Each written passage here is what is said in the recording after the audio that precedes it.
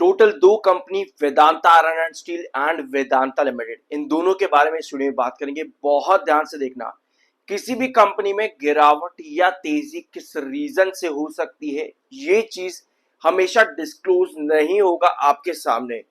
कई चीजें मार्केट में अनडिस्क्लोज होती है जिनको समझना बहुत ज्यादा जरूरी होता है। अगर आप इस चैनल पर रेगुलर हो तो आई बिलीव कि आप समझ पा रहे होगे कि मैं किस पॉइंट के बारे में बात कर रहा हूं। आज फिर से इस वीडियो की शुरुआत करेंगे वेदांता लिमिटेड से ही। ऑलराइट, कल मैंने आप लोगों के साथ एक पॉइंट डिस्कस किया था कि वेदांता लिमिटेड को अगर 272 पर वापस से आना है, आपको ध्यान है कि कल के दिन इसका एमएफआई बुलिश रेंज में था कि अगर इसको 272 पर वापस आना है तो जो ये मोमेंटम दिखा रहा है इसका टेक्निकल जल्दी ऊपर नहीं जाएगा। लेकिन अगर ये चाहता नहीं कि 272 पर वापस आए तो इसका एमएफआई आपको जल्दी से 40s और 30s की रेंज पर देखने को मिलेगा। एग्जैक्टली यही चीज हुई कि कल वेदांता लिमिटेड कहीं ना कहीं इंपैक्ट शो करना चाह रहा था कि भैया मैं ऊपर जाऊंगा, लेकिन टेक्निकल्स ने आपको क्लियर इंडिकेशन दे दिया कि यहां पर कोई मोमेंटम फर्दर कैरी नहीं करेगा। और जो चार्ट हमारा 7 ईए में लगातार 319 के प्राइस से बेयरिश बना हुआ है, वही ट्रेंड आज भी कंटिन्यू करा है वेदांता लिमिटेड ने, क्योंकि टेक्निकली ये एक सेशन भी नहीं टिक पाया है। आई होप ये पॉइंट आप को रिलेट कर पा रहे होगे कल के वीडियो से लेकर के आज के वीडियो के अंदर। अगर पहली बार आए हो तो कल का वीडियो थोड़ा सा आपको देखना जाकर के पड़ेगा, जरूर देख लेना और सब्सक्राइब कर देना। I am NISM certified.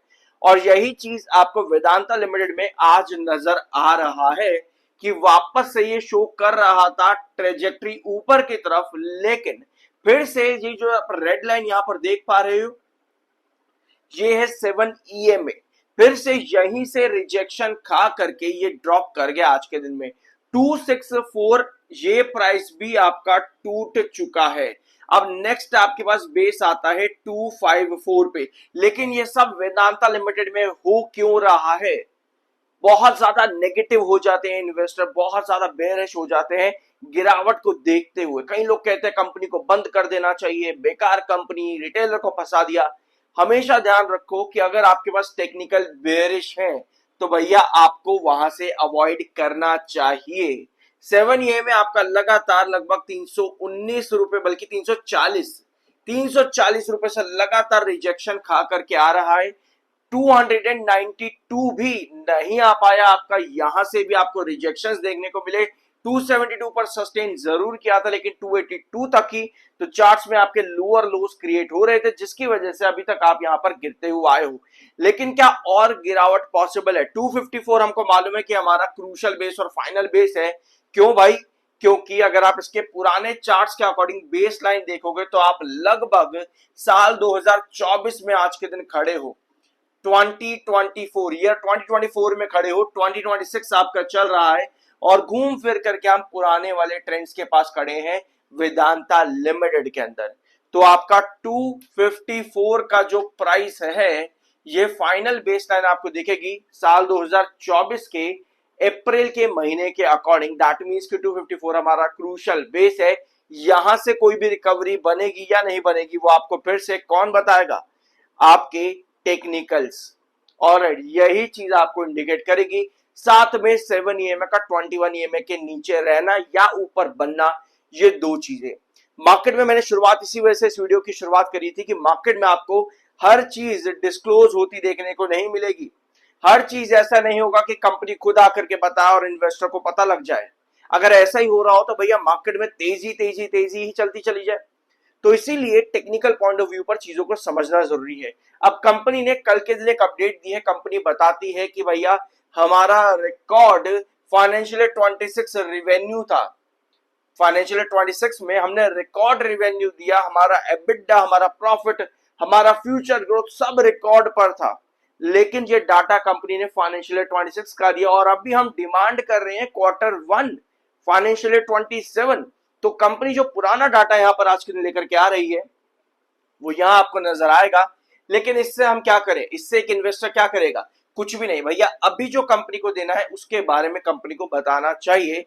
Otherwise technical और चार्ट्स पर आपको हमेशा ध्यान रखना होगा। आई होप ये सारे पॉइंट्स आपको यहाँ पे समझ में आ चुके होंगे।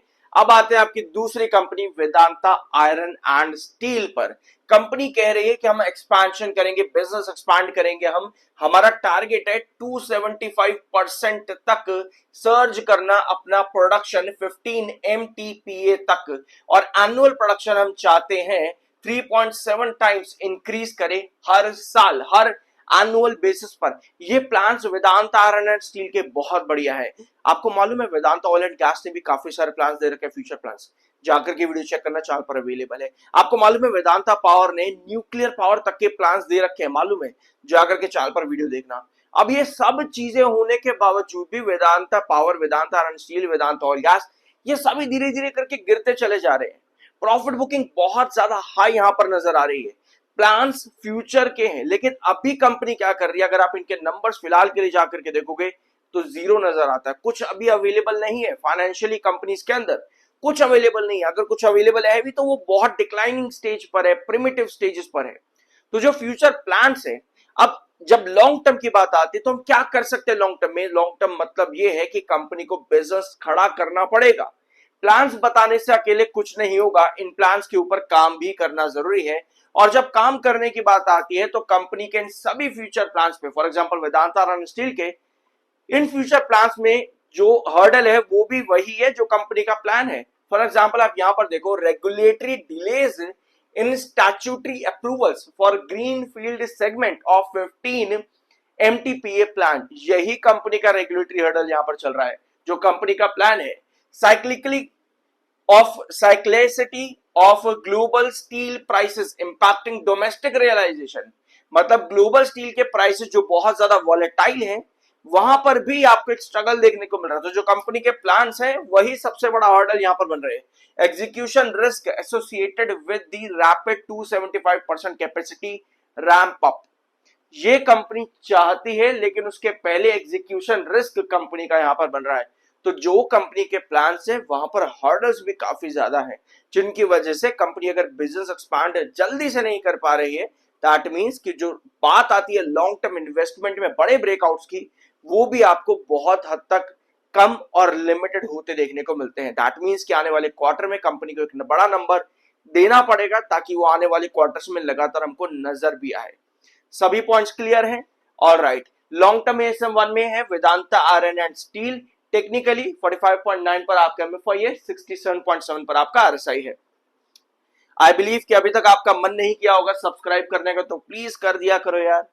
ऑलराइट, ये है वेदांता आयरन एंड स्टील का चार्ट। पहले डेली टाइम फ्रेम पर देखो, यहां भी डेली टाइम फ्रेम पर वेदांता लिमिटेड जैसी सिचुएशन कहीं ना कहीं नजर आ रही है कि ये 7 EMA पर भैया बढ़ा तो जरूर, लेकिन अगले ही सेशन में वापस से गिरावट खा गया और 7 EMA को रिजेक्शन बना गया। फिलहाल के लिए वेदांता आयरन एंड स्टील का 33.03, बहुत ध्यान से नोट करना, 33.03 ये एक क्रूशियल बेस है। इस ट्रेंड के नीचे कोई भी गिरावट वेदांता आयरन एंड स्टील में कहीं ना कहीं इंडिकेट करती है टुवर्ड्स 28। ये अभी चार्ट बता रहा है आपका। इसके बीच में अगर कंपनी कोई अपडेट जैसे बिजनेस अपडेट या फिर क्वार्टरली रिजल्ट या कुछ भी देती है, तो बाकी 33.03 पर किस तरह से आपका हैंगिंग बेस बन रहा है, यानी साइडवेज कंसोलिडेशन, वो सब चीजें वहां डिपेंड करती हैं। बट फिलहाल के लिए 33.03 अगर आपका टूटता है और कुछ आपके पास पॉजिटिव मोमेंटम्स नहीं आ रहे हैं, तो आप कहीं ना कहीं 28 के प्राइस की तरफ ड्रॉप कर रहे हो। दैट मींस कि बिजनेस अपडेट, कंपनी का क्वार्टरली रिजल्ट और जो कुछ भी रिक्वायर्ड होगा इन्वेस्टर को वापस अट्रैक्ट करने के लिए कंपनी में चाहिए फिलहाल के लिए। तो इस वीडियो में कुछ नया जानने को मिला हो तो लाइक शेयर सब्सक्राइब करते जाना, और चैनल पर बहुत से अलग अलग टॉपिक्स अवेलेबल हैं, जाकर के देखा करो यार। मिलता अगले वीडियो में।